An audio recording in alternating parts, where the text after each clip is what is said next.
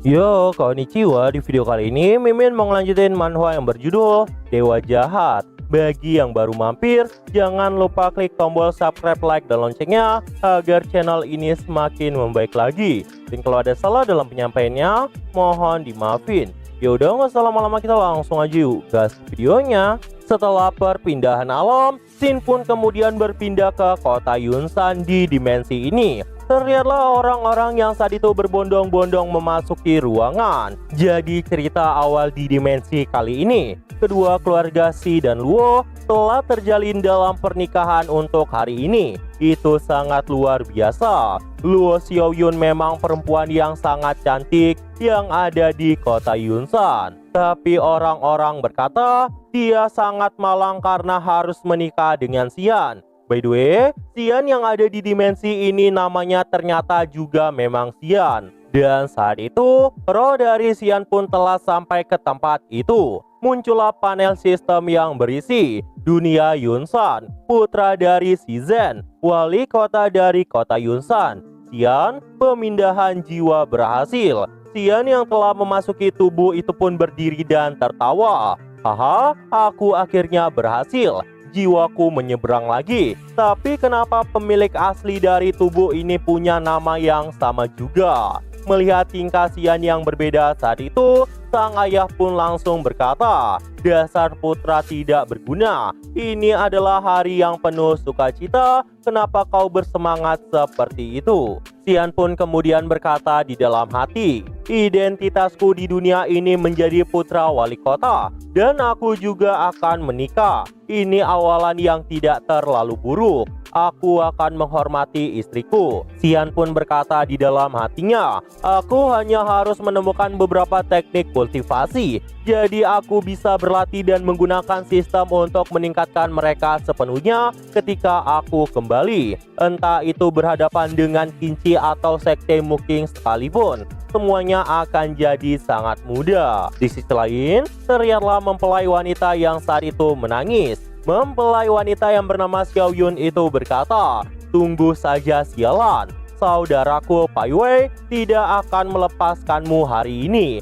Dia pasti akan datang." Mendengar itu, Xian pun jadi kebingungan dan berkata, "Hah? Bukankah aku yang akan menikah? Siapa pula si Pan Wei itu? Terasa sangat aneh di sini." Xiaoyun pun kembali berkata, "Jika kau tidak melepaskanku, kau akan segera dihancurkan dan semuanya akan dimusnahkan di tempat ini. Karena aku Luo Xiaoyun tidak akan pernah menyerahkan hidupku pada sampah sepertimu."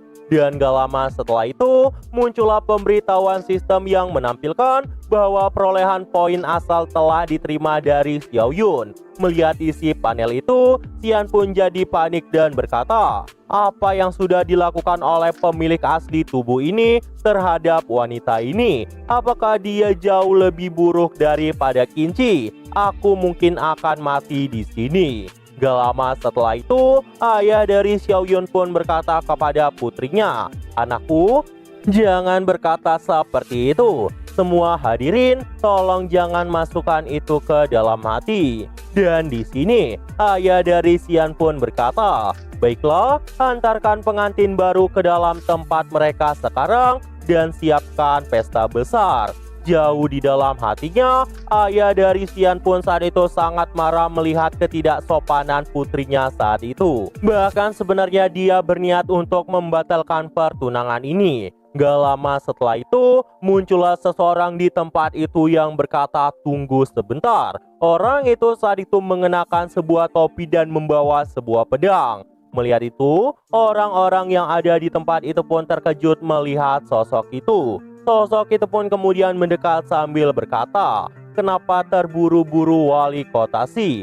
Saya Pan Wei belum membayar upeti saya." Pan Wei pun saat itu tiba di tempat itu.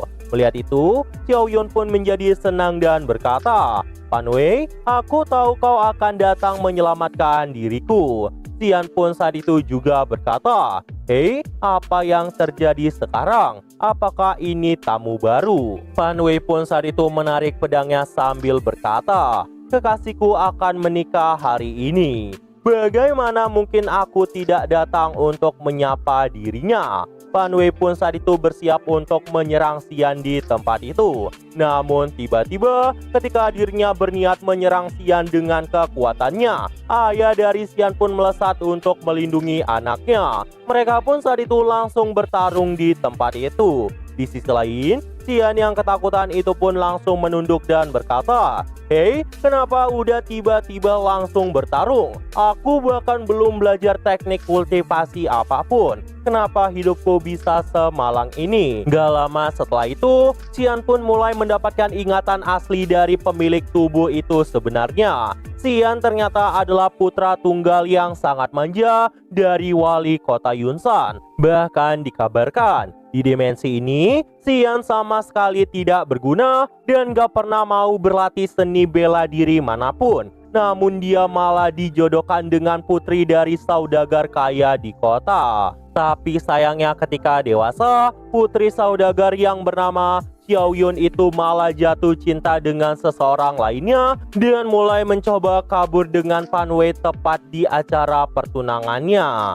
Tapi saat itu, keluarga Xi berhasil menangkap Xiao Yun kembali. Kedua keluarga Xi dan Luo pun mulai mengirimkan sejumlah orang untuk memburu mereka dan pada akhirnya Fan Wei bisa melarikan diri dari tempat itu. Dan tak seorang pun yang mengira bahwa Fan Wei bisa kembali ke sini. Dan yang lebih anehnya, Fan Wei malah tidak sengaja menemukan warisan pedang iblis kuno dan dengan sekali ikatan pun langsung menjadi ahli pedang dengan cara itu.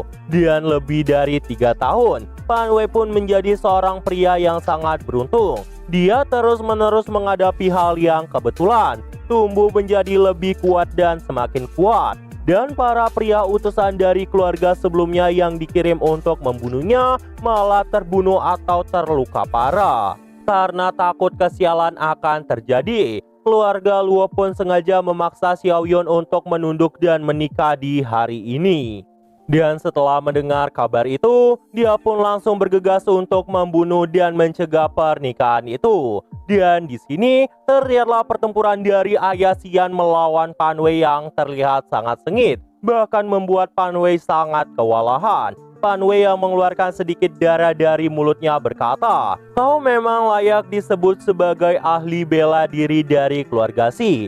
Tapi semakin kuat lawanku, semakin kuat pula diriku. Aku telah mendapatkan sedikit info dari pertarungan ini. Aku akan menghancurkan kalian dalam waktu sebulan." Melihat itu, asisten dari sang ayah Xian pun berkata, dia bukan tandingan, tapi dia tidak mau mengakui kekalahannya. Kenapa hal itu bisa terjadi? Bahkan orang-orang yang ada di tempat itu pun terkejut dan berkata, dalam waktu sebulan katanya, dia bisa mengalahkan wali kota Xi. Itu sangat mustahil. Kenapa dia bisa terlalu percaya diri seperti itu? Xian yang melihat lawannya itu terlalu OP dan dirinya terlalu ampas itu pun berkata, kenapa lawanku keras sekali? Bukankah aku belum belajar kultivasi apapun? Hei sistem sialan, kenapa kau membawaku ke sini? Kenapa ini terasa seperti Fan Wei yang menjadi MC dan aku malah menjadi villain yang sok-sok kuat dan terlihat baik? Kenapa jadi seperti ini? Untungnya aku punya orang tua yang sangat luar biasa. Jika bukan karenanya, kurasa aku akan mati di tempat ini. Namun di sini orang-orang pun mulai kebingungan kenapa wali kota tidak langsung menangkap Fan Wei saat itu. Mereka pun menganggap mungkin wali kota tidak menginginkan pertumpahan darah di pernikahan saat ini. Namun tiba-tiba sesuatu yang sangat mengejutkan terjadi. Wali kota tiba-tiba mengeluarkan banyak darah dari mulutnya. Melihat itu, orang-orang yang ada di tempat itu pun sangat panik. Dan muncullah pemberitahuan sistem yang berisi, Anda telah memprovokasi seorang putra dewa. Habislah riwayatmu. Temukan jalan keluar dari kekacauan ini. Bunuh Fan Wei dalam 1 bulan dan selamatkan keluarga Xi. Setelah quest selesai, Anda bisa kembali dengan seluruh kekuatan yang telah Anda peroleh di dunia saat ini. Kau tidak akan bisa apa-apa jika tidak mendapat apa-apa. Melihat panel sistem yang terlalu mustahil itu, Xian pun jadi kesal banget dan berkata, "Dasar sistem sialan." Xian pun kemudian mendekat kepada ayahnya dan berkata, "Ayah, ayahku tersayang, apakah kau baik-baik aja?" Nah, jadi itu aja untuk pembahasan kali ini. Dan tunggu video-video gua selanjutnya dan see you!